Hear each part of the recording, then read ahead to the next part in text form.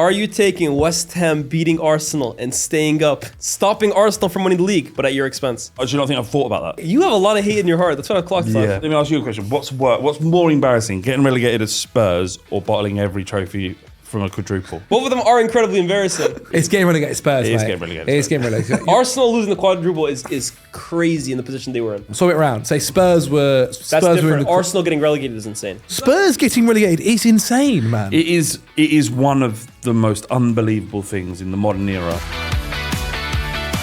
Ladies and gentlemen, welcome back to Rematch. It's myself, Elias, and I have a very, very interesting game. Chelsea 2, Spurs 2, Battle of the Bridge, and I have with me two very fitting guests. First and foremost, Flav. Flav, I was talking to Lawrence McKenna earlier, and I thought that he was our record appearance maker on the show, but it might actually be you. 3 times, a hat-trick ball. Laws might be 4. Okay. Yeah, get your numbers up.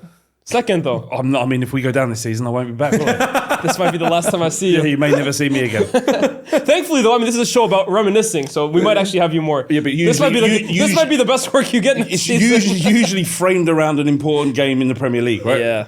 So, yeah, I don't think You played will in the see me Championship again. lot? You played in the Championship lot? An iconic game? You versus Leicester? No, it's Leicester. I mean, League talk One. to your people. Oh, I'll yeah, happily yeah. come back. Give it another year. I'll need the work. Another year. For who? And of course, sitting so smugly in the opposite corner, we have Zac Jalab, Chelsea fan, Chelsea correspondent. Welcome back to the show, my friend. Thank you, mate. Thank you for having me. Yeah, just this is my third It's probably time. your third as well, This is too. my third time. Little hat-trick ball as well. Yeah, no, I love this game. I do love this game. Not many games nowadays get given a name afterwards. Yeah. I think this genuinely might be the most recent one. Is this the most celebrated you've ever had after a draw?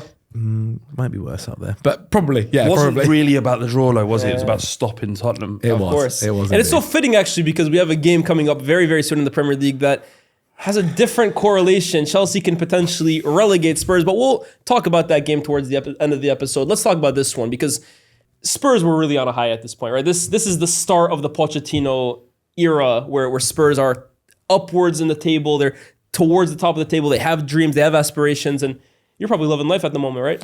Yeah, I mean, it's tough to watch, to be honest.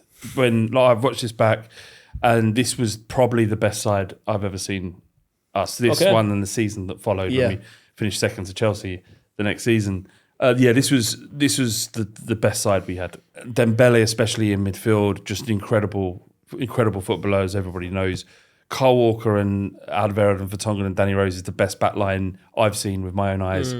And then, of course, you've got Kane, Eriksen, Son, and Dele Alli didn't play in this game, but I think he was sent off in the game previously with West Brom for punching a player. Wow. Which kind of shows you the kind of mentality that this side had and what Pochettino created. It was quite spiteful. It was, when he joined Tottenham, the narrative around it was that Spurs are an easy touch, soft underbelly, can be got at. And Pochettino completely changed that. And we became spiteful. We became deliberate. And this game was the kind of zenith of it. Like, we should have had at least 3 sent off. Like, it's ridiculous how we had 9 yellow cards. Not It's actually one a miracle sent off. no one got sent off. Well, ask the referee why that happened. I was out. I think, like, in this instance, you don't want players sent off because it's going to damage your chances. But the problem with Clattenburg in this fixture is he made it about him. Yeah. And he said he didn't want to be a part of the narrative of Spurs blowing the league. Like, what referee says that? If there's a red card to be given, give the red card. You know the rules of the game. Would that made it easier to accept? You know, if you'd got a red card and then the result happens, do you think you would have accepted it maybe easier? I accepted it straight away. I was frustrated. Accepted, what do you mean? Like, Well, I mean, you know, no one's been sent off. You've had 11 men on the pitch, you've drawn, and then the league's gone because of that. But that was- if there's a red card, there's like, I guess to a degree, there's something to blame a bit easier. I mean, no, I would blame Abramovich generally. And how he went about assembling this squad, the money that was paid to agents. You probably won't be able to put this in the edit, but the money was. Oh, it'll make it. The money that was, well, look, they've been proven guilty that during this period, this was a financially doped football club and a financially doped team that stopped Tottenham from winning the league. Eden Hazard shouldn't even been at the football club. You know, another thing on Eden Hazard, we should have signed him. We had the opportunity to sign him, and Daniel Levy wouldn't pay the money. When was this? Harry Redknapp, a year before he went to Chelsea, Harry Redknapp had Eden Hazard in a room, there were other people there, and they all did everything but agree the deal, and Daniel Levy wouldn't do it. He wouldn't do it. Abramovich would, because I think that's the best day of Eden Hazard's life. Without question. Speaking of a financially dope team, this financially dope team finished in the bottom half of the league table this season. What the hell went wrong with Chelsea, Zach? Because either side of this season, Chelsea won the league title and had a canter as well too. Yeah, you know what? In my life as a Chelsea fan, which has been very fortunate, it's quite often been like this. So it's not just like a gradual Man City, for instance, or Man United for a large period, where it's like get better, win the league, get better, win the league, do a treble, win the league, win the FA Cup. With Chelsea, it's normally like, okay, win the league, finish 12th. Win the Champions League, finish 12th. Win the Champions League under Thomas Tuchel. Have Graham Potter managing you next season and you're finishing 8th. Like that's normally how it's been. And so this fits right into that perfectly. Yeah, season before, you're right, won the league. Season after, win the league. And it's mad, looking at that squad, it's kind of crazy to look at it and think like, how did Chelsea end up being Jose Mourinho is why, right? Sure, yeah, for sure. And also, like, I think there is something to be said for Chelsea out of maybe any team in England, maybe Real Madrid slightly different, but in England, can be, and as I would say even now, are very player heavy in decisions. And this era of Chelsea especially, maybe a little bit more so as well, a couple of years before that, where if a player or the team kind of fell out with the manager or fell out with the coaching staff, whatever it might be, you'd know about it quite quickly, and they would end up kind of getting moved on.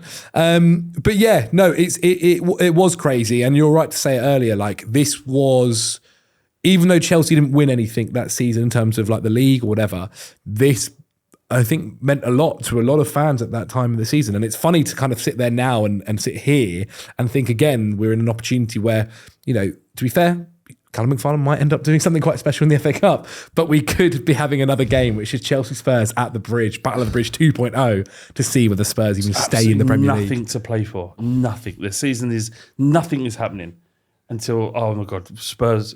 We can ruin Spurs. Let's send them down. Like, what more motivation do they need, Chelsea, other than to send Tottenham down? What's funny though is like this team. No, I always wonder about this now, about how, and I think there is a reason why derbies and things like this just are nowhere near as like severe as they used to be. This team here would have like really cared about doing that. It's the same as into why they, you know, cared about stopping Spurs winning the title. I wonder, and I just say it's out of like questioning, I wonder how much the team nowadays cares about relegating Spurs. I agree with you. I think that that's the way football was moved, actually. Like individuals, both in terms of skill, but in personality, have kind of made way for functional system-based players. Everybody in that side, Ivanovic, Cahill, Terry, you know, Aspilicueta, even Fabregas, Diego Fabregas, of course, Fabregas, probably more than because he was at Arsenal as well. Diego Costa lives in this stuff. He seemed to hate every team he played, right? So yeah, they do get it in a way that perhaps this current crop won't, not in the same way. I wouldn't back the current crop to be. I don't know. You can assemble Gold Studios best 11. I wouldn't bet on the current lot. But talk to me about Spurs going into the season, because no one expected a title challenge from Spurs, right? Yeah. No one expected them to be going. I mean, no one expected Leicester to win the league either. But at what point this season did you think, oh, we're real? Like, we're actually here. We could do this? It was towards the end of the season when there was a... Because you guys kind of crept out of nowhere, right? It felt like at one point it was Arsenal who were really pushing for it. This was the season where Harry Kane scored that amazing goal where he took it off the side, curled it in off the post against Arsenal, ripped off the thing, and you know, where he was. There was a moment where we were top of the league above Leicester for about 20 minutes against Arsenal. Wow. And I think this was the season where they equalised and we dropped back down and we never quite caught them again. But it was around that period where you just thought, we are really good. We're much better than we thought. You were really good as well. That's the thing. Yeah. Poch's football started kind of everyone in that squad started understanding football, and also you started seeing the stars being born as well. Like Harry Kane, obviously he goes on to become an absolute freak. But Heung-min Son, Christian Eriksen. I mean, you mentioned Dembele earlier about what wonderful football is, but even the fullbacks like Danny Rose, I think they were the best Walker. fullbacks in the game at the my Premier League. God, I think we had the best defence in the league. I think you could pick, in terms if you were building a Premier League 11 at that time, that back line probably would have been in most people's selections. So not only that, but they started to believe in what Pochettino had promised them. So Danny Rose is a great point, right? When Danny Rose, before Pochettino turned up, Danny Rose was a much maligned player. We were kind of indifferent to him. He had that one goal against Arsenal. Yeah, that was on his debut. So I don't know if you remember that. It was an absolute scud missile off his left foot. Against Arsenal? Yeah, screamer. Yeah, so that was his debut, and that was when he arrived. But actually, his career at Spurs following that kind of curtailed, and didn't really deliver in any significant way. When Pochettino turned up, he said to Danny Rose, "I will make you an England international." Wow! In a year, and we were like, "You won't." Like, this geezer is okay. He's all right. Then he was given a 5-year deal. Wow. You should see the responses to that on Twitter at the time when Danny, 5 years for Danny Rose, are you out of your mind? He became the best left back in the league and an England international. So Pochettino was able to deliver on the promises that he made to the players, and they bought in a big, big way. And I think he actually, in terms of this game, he probably fired them up a bit too much. And I think Pochettino had massive issues with how Chelsea had gone about things, and he also had issues with how he felt, and I think we all felt, that the whole country was invested in Leicester City winning the league because it's a lovely fairy tale and stuff. But a greater fairy tale for Spurs would be us winning it. Right? We don't really care about whether Leicester get their fairy tale or not. So it seemed like every team we were playing against. You know what's funny is, for me, thinking of that season, Leicester winning it, it's like, what a fairy tale. But I've actually never thought about it from obviously the Spurs perspective. Or even from an Arsenal point of view, they hadn't won the league for so long as well too. Even more so for Spurs, obviously, the idea of winning a Premier League just wouldn't have been a thing. Before Pochettino. And it's funny to think like, well, for me, it's funny, obviously. But it's mad to look from your point of view, where you actually look at that season when people mention, because people always mention about the Leicester season, and actually look at it and go, well, screw them.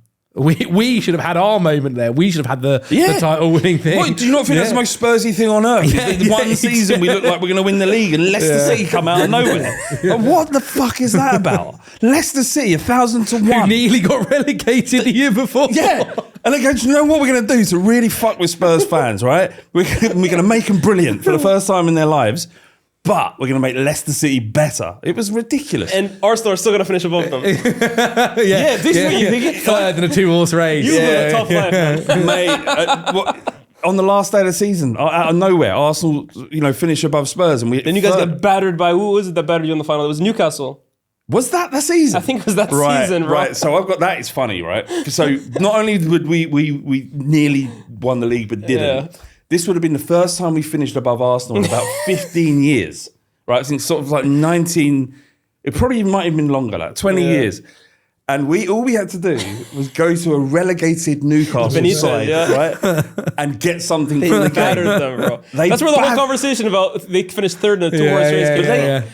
They battered us. We didn't just not get a result. We got battered by I remember Benitez, they got relegated, but he was like doing his best to keep them up. And they were going down. But they ended the season really, really strongly, and they battered them. And St. James's Park was buzzing. They got relegated, but they were buzzing. This is why Tottenham Hotspur fans are the most well-rounded human beings on earth, right? Because we have gone through things you can even trials imagine. And tribulations. You know, I think when I was a kid, I used I must how old would have been 2012, 13, 14. Chelsea won the Champions League. I was like, oh, football is scripted. Now, this stuff just doesn't happen. And I think if I was a Spurs fan, I'd think that even more. Yeah. Oh my God. But not just scripted. They're in a sitcom. They're in a sitcom of everything that's happened to them. But they're at the butt of the joke years. every single time. Yeah, every single time. And it's like, we'll give you the crumb. You're going to be the star of the show now. You're going to be the star of the show. And it's like, no, you're not. They're getting this one in there. Back to the back of the line you go. You've got Arsenal fans, right? And they saying we wouldn't take a single PSG player in our 11, right? We wouldn't take one. Combined 11, all Arsenal. I think Spurs is a social experiment in suffering. That's how I feel. That's what Spurs make me feel. Like, how much can we push this man until he breaks? Are you there? They might get relegated this season. I may well be there. And the thing is, The Champions League final. We've done that at Reinvest already, man. I'm in, right? I've committed, and there's nothing I can do. Like someone asked me earlier, who do your kids support? I said, thank God they don't even like football, because you know what? They must hear me talking about. I wouldn't like football if my dad was constantly saying these guys are shit. The sport is shit. Nothing's happening. It's a terrible sport. It's a terrible sport. One that you've committed your whole life to. And career. Covering, yeah. And career. I have no choice. I might, if we go down, I might well become a barman. And just, I'll be done. No one will want me. You know what happens as well next year? If you go down, you won't win it. You come second. I'll take it now. You got to win the championship, surely. Come on, let's not talk. Let's talk about that once we're down, all right? Instead, we'll talk about this game. Chelsea 2, Spurs 2. What made you guys so angry in this game, man? Why were you guys so fired up? I was surprised when the game, we lost our heads. Yeah, and it was almost like, all right, if we're gonna lose, we're gonna put it on them. But you were up 2-0. It wasn't about losing. Like you guys were 2-0 up and angry as hell. Most of the yellow cards happened in the second half, though. There was a couple, and Kyle Walker went really hard into Willian. It wasn't it. No, Rose was into Willian. I think. Rose into Willian, and Kyle Walker done someone on the other side. It was clear that they had been fired up for this game. Yeah, Costa maybe. It was clear that he'd been fired up for this game. That Pochettino had said some stuff to them, and like I say, we felt like there was a sort of. It wasn't even a conspiracy. It was a fact, right? Is that every team were desperate for Leicester to win the league. Every player, all the narratives, Sky Sports, everybody. You think teams played less hard against Leicester? I think so. Yeah, I think they bent over for them. I do. You sound like an Arsenal fan. I know, but I'm angry and bitter. So what more? What could I possibly sound like? But yeah, I think that Pochettino said something to them, because I've never seen Spurs, even this team, behave like that again. You must think though, like if you're the Spurs team, you're getting there for your game versus Chelsea. It's about you versus Chelsea. And then you see on the TV, and it's like Sky have sent a cameraman to Jamie Vardy's house. Exactly. To go and watch. I hear you. When I think of stuff like that. But to be fair, they had to. What were they going to do? No, 100%. But then I think if you're Poch, you use that as a thing to be like, look what's happening out there. Yeah. Like they're counting you out. They're sending there to go and see the reactions. And rightly so. Yeah. I don't think it's a bad idea to tell them, be angry with the pitch, use that. It might have gone over the top a little bit. And, when Poch is coming onto the pitch as well to separate a fight and all that kind of stuff, maybe he's realising that moment, oh, God, what are we doing here? I don't think, in terms of footballing sense, there's not a more combative nation than Argentina in terms of how they approach the game, the aggressiveness, controlled aggression most of the time, but they fire their players up. It's almost like they're sending their players into battle, which is actually what this felt like. I wonder, I've never heard Pochettino talk about the game, but I wonder if he felt like he may have wound them up too much and we lost control. The first half was brilliant. We went 2-0 up. Everything was rosy. But it was just like, we're getting stuck in. If VAR existed then, we would have definitely been down to 8, without question. And we probably should have been. What do you think was the worst offence in this game? The one that was most blatant would have been Dembele's eye. That's Dembele mental. eye grab isn't great. I mean, there's the one that Dyer doesn't get booked for. Yeah, Hazard is. That's assault. It's arguably a solid red. That's assault. It's arguably a red flat out. And he doesn't even get a second yellow for it. Others are through pushing and shoving. Lamella stamping on Fabregas' hand. Lamella stamping on Fabregas' hand. I actually forgot about that one. Lamella would have loved this. This is Lamella and Costa. This is like their dream. Yeah. What was mental is Costa didn't even get booked in this game. No, isn't that mental? I feel like he got away. I feel like he used to get away with murder, man. No, but in this game, if I remember correctly, he doesn't do that much. It's more actually him kind of antagonising a few others. There's one little so Vertonghen instigated it, didn't he? Dragged his and sort of got the nails in. But Costa just needs an excuse and then he's in it. For considering, and there's a few players, as you said there's a few players in that Spurs squad which before this you would have looked at and gone like, oh yeah, they haven't got like a nasty streak in them at all. They wouldn't do anything like that. But I think often, certainly in that era, you had to have a nasty streak to win. Yeah. Like that this was a time where, it wasn't. I think we were getting away from that time, though. I'm not going to lie. It was moving away. Yeah. Well, we had moments of that. Like the season before, where Chelsea you guys had the remnants of JT, 100%. You guys saw the last remnants. Like Costa is like an absolute epitome of that. I think Gary Cahill can add a bit to it. Like Ivanovic had a bit to it. I do think you're right, though. 2 or 3 years later, it's leaving the Premier League massively. Pep, man. I was quite. This is how you just have to be a good footballer. Yeah? I came away from the game despite being massively, disappointed and devastated.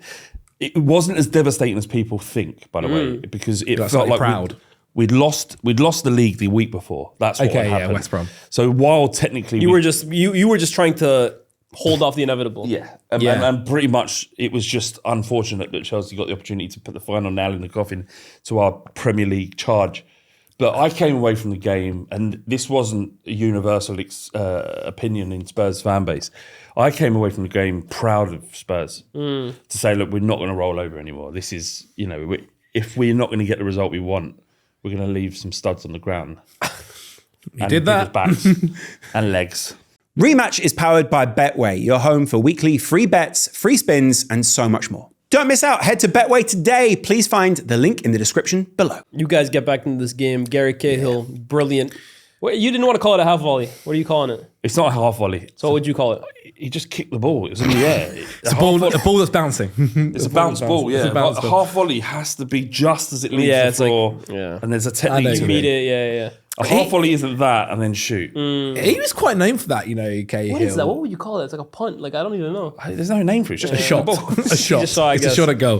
I think we try and label things so many A times. little bit of a, I mean, I was going to say a scissor kick, but he doesn't really jump. Definitely He not a doesn't scissor jump, kick. does he? No He doesn't chances jump that a at all. scissor kick. Whereas a scissor kick, if you do a scissor kick like that in the air, Yeah. Even scissor isn't- kick like sideways. You have to almost. be sideways. Yeah, Oh, see, 100%. I think of that. No, you're thinking As of a scissor- the Canyon Yeah, ball. That's I like a still- karate kick. Yeah, that- I I don't know. I think Side that kick comes is like, under it's the- like, it's not quite a bicycle kick, but it's like, yeah, I know. A scissor kick, you have to be on your side. Interesting. You don't see him anymore. But we You don't very rarely see call. We've him. never called that. I've never heard it as karate kicking one. No, No, I'm nor have I. just, I've always thought the Canyon has Yeah, been known as a just scissor making stuff kick. up. yeah, I was just.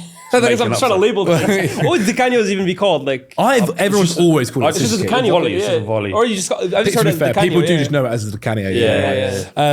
Yeah, you normally do it and you shout to Canyon at the same time. Yeah, don't I've seen you? it on Baller League the other day. The Canyon kick, yeah. No, but look, Cahill actually, I think, was, considering John Terry was in the team and obviously is so good at set pieces, Cahill had a bit of a knack for it himself, would help Chelsea a lot in those instances. Did it there, and we really needed it. We definitely needed it. We needed it quickly after half time as well. And yeah, he got it in the 58th minute. But the real turning point is, Eden Hazard didn't start this game. He had a tough season. This game. He did, and he comes on. At the 45th minute, and you do. I've said it before. I've said it numerous times. Like, a Chelsea team without Eden Hazard is a worse team, no matter what. The tactic for Chelsea, if you're the manager of a Chelsea team with Hazard in, is get the ball to Hazard. Let him do it from there. And the tactic for any opposition managers, Stop. don't let Hazard get the ball. And I know as a United fan, we put Herrera on him like a shadow. Exactly. And yeah, lead up to that second goal, there's like a brilliant bit of kind of Hazard skill just ahead of the halfway line, gets past a few, manages to go and give the ball to Diego Costa, who actually I don't think maybe gets enough credit for his link-up play at times as a striker. Maybe not like Olivier Giroud levels, but he was very good at it, and lays it off to Hazard, who just kind of puts it into a place where Hugo Lloris is never going to get to. It's the perfect shot in that scenario. And quite quickly, the camera turned from Eden Hazard to Jamie Vardy's living room with everyone celebrating. And yeah, I think you kind of see from there the Spurs kind of fans, the Spurs players, the manager, Poch, just realise, okay, that's it now. And nicely for us, sadly for Spurs, after the first goal from Gary Cahill, you could kind of feel it going that way in the game. It was going to happen. Flow. It was just the flow, exactly, the momentum of it. It was just when, and it took a little bit of skill from Hazard. When Eden Hazard comes off the bench at half time and they're chasing the game, you know that's going to be a problem. You have to sort of circumnavigate what he's going to bring. And we just couldn't really. We had opportunities, a couple of opportunities in the second half, but the definite swing in pace and flow and direction of the game is with Chelsea. And, Stamford Bridge sort of got behind the... Oh, they do. The bridge is a funny place sometimes. Like, it can be... Very quiet at times, and it can... But when they decide to, no, this is our moment, we're going to be the 12th man here, it can be incredible. Tends to be against Spurs. It tends to be against Spurs. There's been a few different times. Man United had it not too long ago when Cole Palmer scored the goal. I always remember Ajax weirdly at home in the Champions League was amazing. That game that was 4-4. But one of the interesting things for this Spurs team as well, you're actually quite young. Yeah. You're quite a young side here, and it's a big learning curve for them, I think, which, I mean, if they had added to the squad afterwards, could have been the knock-on effect they needed to go on and have a little bit of It's a really good point. good I time. think we didn't have any players that knew how to win and how to cope with those circumstances. Son was young. He'd had a couple of decent seasons in Germany. Eriksen had come from Holland. Even like Vertonghen and Alderweireld aren't like that much older, are they? No. Dembele's the oldest there? Yeah, probably, yeah. You're definitely missing a Lloris maybe. Lloris, I don't think Lloris had won the World Cup by that No, point. he hadn't, but he had been France's keeper for a while. Yeah, fair. You're missing a calming presence in there, right? I think so, yeah, an experience and, an experience in playing in that kind of environment where the fact that they lost their heads in the way they did and the brawling would suggest that there wasn't that. A vocal leader, like someone. I had a video recently with Carragher who said something about he retired the year before Liverpool obviously went to go and do what they did. He always says the one thing I would have been able to do is calm down Liverpool in the Chelsea-Liverpool game because like Gerrard's obviously trying to chase a game and they didn't have that person there to tell him like calm down, and maybe Spurs didn't have that either. We've seen it in the modern era. What we have now is a team that's leaderless, and our version of Harry Kane, who led by example, but led vocally, and inability to transform games, practice, whatever it might have been. Romero's example that he gives is one that's chaotic nature, where is so we didn't necessarily have the old heads in there that we probably needed in order to get over the line, but by another token, if the reason why we were so good is because like the youthful exuberance and very true. So, but I think in this instance, John Terry, Cahill, they would have Acosta. It's about game management that we weren't able to. What is it about this rivalry, man? Because do you consider Arsenal your biggest rivals? Yeah. Who do you consider your biggest rivals? It's one of Spurs or Arsenal, isn't it? I think depending which Chelsea fan you are. And yet the fieriest game is definitely between you two. Yeah. All the time, by the way, right? And weirdly, we've got a better record against them than Arsenal do in the Prem. We've been battered by both quite a lot, but I wouldn't know exactly. What is it about Chelsea and Arsenal? What makes it so fiery? Chelsea Spurs, sorry. Spurs, excuse me. I think there's a thing around, like, that era of Lampard, Terry, Drogba, they enjoyed playing. They always spoke about Spurs very, like, but Spurs were never a threat to them, so why No, I know, but... a lot of it stems from off-the-field stuff. Yeah. Where, in the 80s, there was a big hooligan element in London, and Spurs had a big representation, and so did Chelsea, and there was lots and lots of clashes, and it stems from that and that hatred between the two sets of fans. But on the pitch, it's been carried through, and I don't know why. Obviously, Arsenal is our first and foremost most hated rival, but Chelsea are close second. Mm. But the weird thing about this, and I don't know what Spurs ever did to deserve any of this, right? Chelsea's number one most hated, Tottenham. West Ham, Tottenham. Arsenal, Tottenham. Leicester probably hate us more than anybody else. Chelsea's chant at the beginning, before a game, is "We hate Tottenham, Chelsea." For every game. Always the most creative of your chants, by the way. Huh? Yeah, simple but sweet. Mate. Simple but sweet. For a club that's really never threatened much, we do exist in a lot of people's heads. Damn, rent free. Maybe we are a big club. At least you got that. We'll always have that. Next season, Preston. We've got a few other. You're going to get it next year. Swansea. Let's talk about that game towards the end of the season, though. Right. The weight of expectation on it, the potential ramifications for Spurs. You still have faith that Spurs will stay up. How much of that is predicated? This guy almost choked on his words here and then. How much of that is predicated on Spurs getting a result against Chelsea? I don't think we're going to get a result. I think Chelsea's going to be the one that will struggle in. Yeah. We'll lose. You're going to be motivated. The players might not get it. Yeah, but once they hear the bridge, they'll feel it. And there's nothing. I have the misfortune of having to work with Chelsea fans quite a lot, and I know how important that this is to them. There's nothing left for Chelsea. I mean, there's the FA Cup final now, which is there's 2 games for Chelsea, really. Yeah. Right? The Spurs game and the FA Cup final. Let me ask you this. Would you lose the FA Cup final if it meant you relegated Spurs? If it was the other way around, 100%. Really? Without See, question. I want an FA Cup, man. I want an FA. We've struggled in that over the last few So years. you would win the FA Cup if it meant Spurs stayed up and beat you at, I at would, the bridge. yeah. So you're taking a defeat at the bridge to Spurs. No. They stay up. That doesn't mean we have to lose to Spurs. No, but That my doesn't mean scenario it does. Spurs beats you to stay up, and you win the FA Cup. That's quite big, isn't it? I win the FA Cup. Yeah, I'd take the FA Cup. If He's a bigger man than Rory is. He's a bigger man. Maybe. But I think the trophies count for something, man. This is the whole point in the game. Like, trophies count for something. How big was winning the Europa League last He season? just said he'd sacrifice an FA Cup to see you guys go down. Yeah, So without question. it doesn't matter that much. I was love thinking these of trophies. Arsenal, actually. I was thinking of Arsenal. I just think an FA Cup, especially the amount of times that Chelsea have won it, you can afford to lose it 1 year. But we haven't won it in to ages. Say you relegated Spurs, you've never been able to say Yeah, that. but That's Spurs- something that lives forever. I mean, they might get to do both. You know, but that's the way things go for Spurs fans. Yeah. But yeah, I think this is going to be this will be the game that we've got to go to Villa Park. We've got to get something from there. West Ham got a couple of tricky games as well. Yeah. Leeds are flying. Well, okay, let me ask you a question now, because I'm actually thinking of West Ham's tricky games. They got Arsenal coming up soon. Yeah.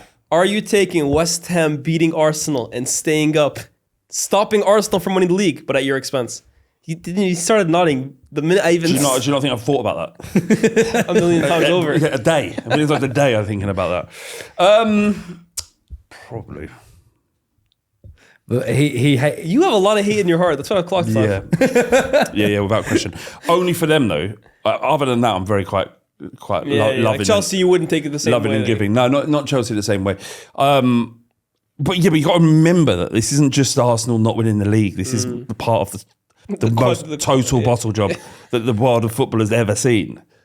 So if I can be a part of that story, then Even if Who it's am I at your to- expense. yeah, I don't know. Let me ask you a question. What's more embarrassing, getting relegated at Spurs or bottling every trophy from a quadruple? It's Getting tough, man. relegated at Spurs. It is It's getting tough. relegated at Spurs, Both of them bro. are incredibly embarrassing. Both of them are incredibly embarrassing. It's getting relegated Spurs, It mate. is getting relegated It is getting relegated. Man United get relegated. Like, obviously right. you're a But bigger Man club, United's but not still. Spurs. Like, you know what I mean? Like, But Spurs are a top 6 club. yeah, but Man United are one of the biggest clubs in the world. Like, Of course, okay. Arsenal losing 4 leagues in a row, especially, and then messing up the quadruple completely. But Arsenal go That's for it. bad. Arsenal go for it next year. Arsenal could win the Champions League. Still could win the Champions League. They're in the semi-final. They're 1-0 up. Like 1-1 actually. But Spurs could get promoted and just be fine again. You know what I mean? Yeah, but Arsenal losing the quadruple is crazy in the position they were in. And they did say we're going to win the quadruple. A few of oh, them did. trust me, I've got receipts of people I'm going back man. to. Do not worry. Man, I Like- think it's closer than you're giving it credit for, man. I think both of them are extremely embarrassing. But swap it round. Say Spurs were. That's Spurs were in different. the. Arsenal getting relegated is insane. It is, and I don't know, I don't think Spurs we for me, realise it's not- Spurs getting relegated is insane, man. it is one of the most unbelievable things in the modern era for the financial advantages that Yeah. a club like Tottenham have over many of the other teams in the league. It's not as bad as it used to be, but it's ridiculous that we're in this situation. Brand new stadium, like they were in a Champions League final not a million years ago. We've got a problem with our medical team. We've had Yeah. 5 ACLs in 3 years, right? The average for a team in the Premier League is 0.25 to 0.6 per season, right? I love that you have that stat memorized. Most clubs don't have to worry about ACLs. Spurs we've had Maddison, Xavi He's Simons. basically saying you get 5 ACLs in the space of 20 years. They've had it in one season. That's Yeah, yeah, insane. yeah. Not in one season, to be fair, 3 seasons, but this season we've had 3. So there's something going on there. Attractive pitch. It could be the pitch. I don't think it is. It's more than likely the upheaval, the change in managers, the change in training sessions. The fact that Spurs are even in this situation is unthinkable, and it is embarrassing that we have to be in this conversation, and it just goes to show the strength of the league and what will happen if you take your eye off the ball. And that's what's happened at Spurs. We've effectively sacked Daniel Levy without a contingency plan, no system in place to transition between someone who was institutional at a football club for over 20 years to what a club would be like when he's not making decisions. You can't replace someone like that and just with no plan. And that's Daniel what the- Levy winning at the end of all of this would be insane. I didn't even think about the Danny Levy. Does he If win- they is get his money still relegated, there he's somehow? just saying, Look, man. What could have been? You don't know what you have until it's gone. Grass isn't always greener, lads. Grass isn't always He did greener. say his last interview with Gary Neville, he said, I think I'll remember fondly when I'm gone. Yeah, And- his legacy's aging like fine wine right now, man. But this is what happens usually is that there was no one who would fight Daniel Levy's corner, right, and say that he should have stayed on. It was his time was done. But He should have been moved on from the football club. Yeah, I'd agree. However, you do not just sack him and push him out. You know, there was a time when it was time for Ferguson to go. Yeah. And he was part of the I know it didn't work, but it was part of the transition for David Moyes to come in. In this instance, you've got Venkatesham who's been brought in from Arsenal, right? And they do this interview. I don't know if you saw it. They were sitting down on Spurs TV and they're talking about drinking red wine and how they're going to work together. And it was like a month later, Daniel Levy's sacked and Venkatesham is doing Daniel Levy's job with no understanding. That sort of decision-making filters down. Daniel Levy he had to go at some stage, but not the way he was sacked. And he would have sacked Frank much earlier than Venkatesham was willing to do. And here we are. Rematch is powered by Betway, your home for weekly free bets, free spins, and so much more. Don't miss out. Head to Betway today. Please find the link in the description below. If we're looking at this game in particular, and maybe we can look at it as like a microcosm of the season as a whole, who gets the biggest blame for Spurs faltering when they did? It's hard not to look at Dele Alli, the game. Are you talking specifically about this game? Or generally? I think this game is like a microcosm of... From Spurs, Dele Alli was sent off against West Brom for punching the player. I can't remember his name. At that point, we didn't beat that. We didn't win against West Brom because at that point we were flying. Like you saw our first last. We beat Man United 3-0 at home. Bournemouth. We went to Liverpool, got a point. We thrashed us out. I remember the 3-0. Oh my god. So probably I don't like blame game because no one should be blamed for what happened this season. Certainly not a Spurs player, in my opinion. But I think the rest of the league should be blamed for going into the conspiracy should be blamed. The cabal of referees acting against us. I think there was a moment in the West Brom game where the league slipped away from us a week before this Chelsea. It might have even been the weekend because this was a midweek, wasn't it? So it may have been a few days. I can't remember the dates exactly, but yeah, Dele Alli got sent off. We didn't get the win. We couldn't get over the line. So for me, that was probably the moment. But I hate to do that because Dele had an incredible season. Probably maybe his greatest season for Spurs and obviously his career. So I wouldn't blame anybody, but that was the moment it slipped from us.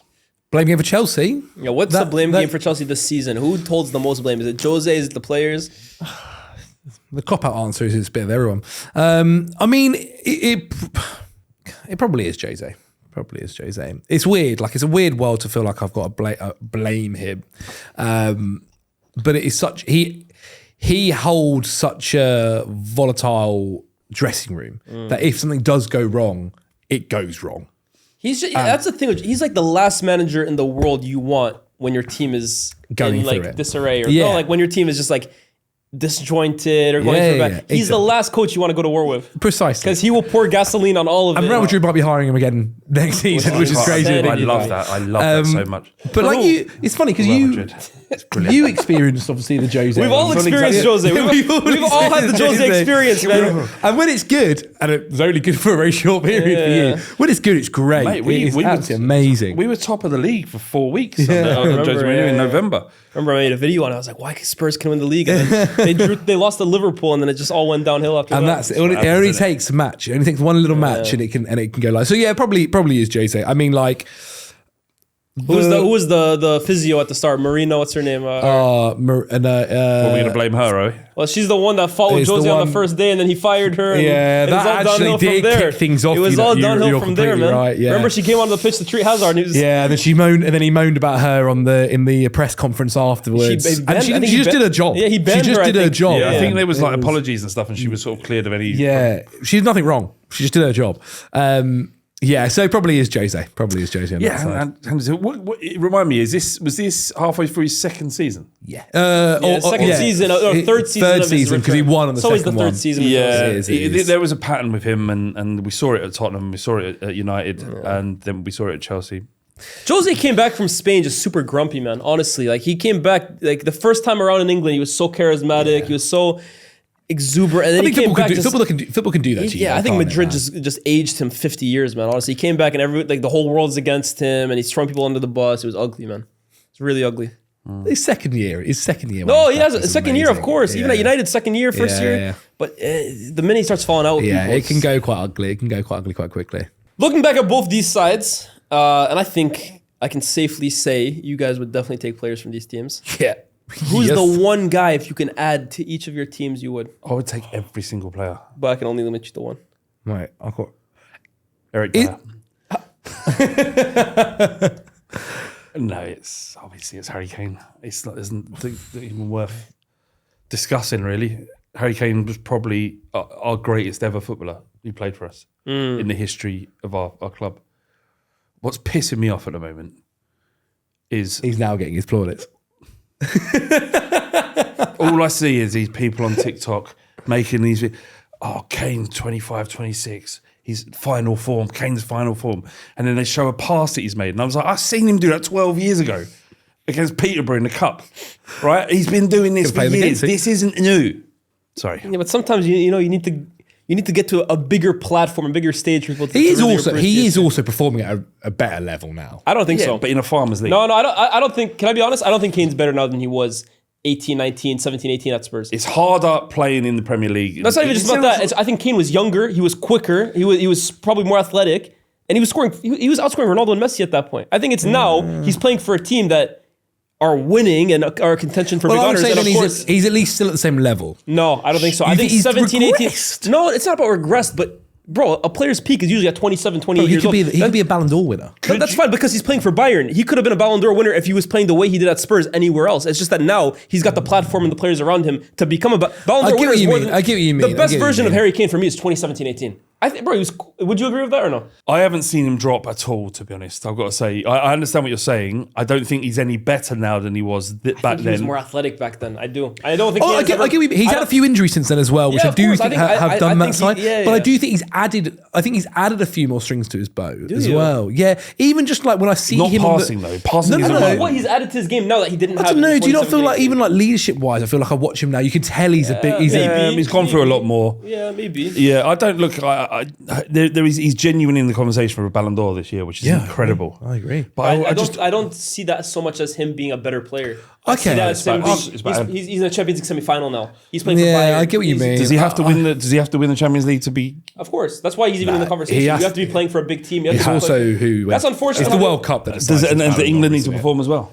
I think if he wins the Champions League, it depends who wins the World Cup. Someone would have to have such an amazing World Cup and already be such a big name to take it from him. Yeah. But if you win the Champions League with the season you're having, he's a huge contender. Oh, massively. But Harry Kane is making passes that Messi made.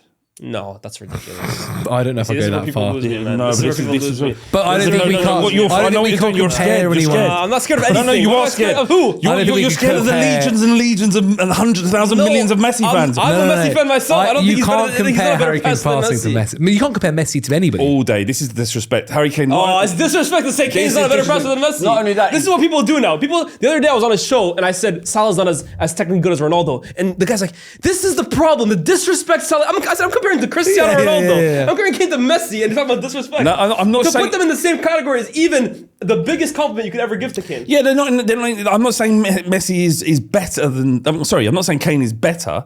I'm just saying his vision and his passing is up there with anybody's. No, it's not. It's not. Yes, up there it with is. Messi's. Yes, it is. No, it's and not. you're afraid. It's not up there with Kevin De Bruyne. It's not up there with Messi's. You're afraid. No, just admit it. You said that. Because we did a clip. Our last shoot here.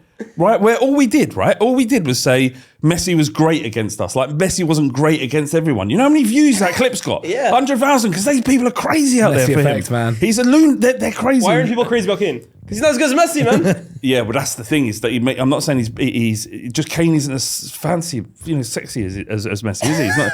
That hasn't had the career, and because he's sort of English and his name's Harry, and it's just like there's something about that. But it's categorically better striker than Haaland and better striker than Mbappe.